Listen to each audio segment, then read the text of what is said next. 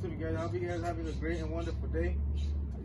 I'm gonna tell you guys about how the brain is a powerful tool that we use on a daily basis and how it could really affect us if we really hurt it or damage it. Now, before I tell you guys, I'm gonna tell you guys a quick story about Phineas Gage. So on September 13th, 1848, Phineas Gage and his crew were in Vermont, preparing a railroad bed. And while he was packing so much dynamite into a hole, it exploded and sent the iron rod up in the air, went through his eye. Right? Yeah, it went through his eyeball, tore his brain, and went through his skull 80 feet away. You guys might say, "Oh, how did he live? Or did he die?" Well, he actually did live.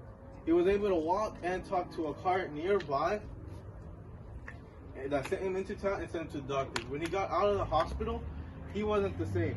He lost his vision, he lost his jaw due to his injuries, and he lost part of his frontal lobe that's in charge of nonverbal abilities. So that's judgment, decision making, or even walking or moving, basically. Phineas Gage is big when it comes to cognitive psychology. He's like an idol. He's like a baseball player, soccer player that we all look up to. Now let's get deeper into cognitive psychology. So in 2012, there was a research about Phineas Gage that it destroyed 11% of white matter white matter of his frontal lobe, and that's the decision making that we all know. And he also lost 4% of the cerebral cortex. Cerebral cortex is what makes the brain connect. It's what brings the brain connected. Sorry, right? And that's in charge of attention, memory, and consciousness. That's what keeps us from being us.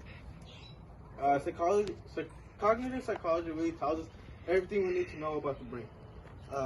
It also processes and stores information, so it makes you remember what you did yesterday, what you did 2 days ago. It also focuses on emotions, behaviors, and thoughts. So whatever you did, whatever got you mad yesterday, you'll probably remember it, right? Right. Yeah. Whatever made you sad, whatever made you happy. Now let's get into the guy who made it seem understandable, who made it easy for us to know about cognitive psychology, and that's Sigmund Freud. Now, Sigmund Freud had 3 beliefs. That's the id, ego, and superego. Now, the id is the component of personality that we kept from being a child. It's a really disruptive and socially unacceptable consciousness.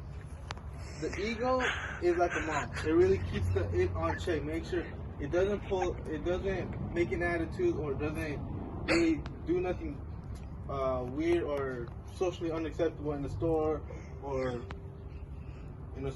wherever you're at. Make sure, all right, this is the time when you get to do it, and this is when you get to do it. The superego really tries to perfect it. Okay, we gotta try this at this time. We gotta do this at this time. Now, the biggest theory that Sigmund Freud really tried to prove is it's called psychoanalysis. It was a belief that people possess unconscious thoughts, feelings, and desires. Oh, and memories. I'm sorry. His aim as a psychoanalyst theory is to realize your personal emotions and experiences, to make sure everyone has a good time at a good moment. Now, like I said, there are also times where the brain does get hurt, and those times are deadly, as we know. You know, you have blood clots, contusions, strokes, and also cerebral edema, and that's swelling to the brain. That's when basically concussion happens. All right, but that's a concussion.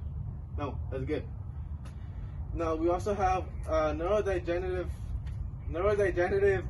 diseases. That's when you start losing memory or start losing who you know and who are you.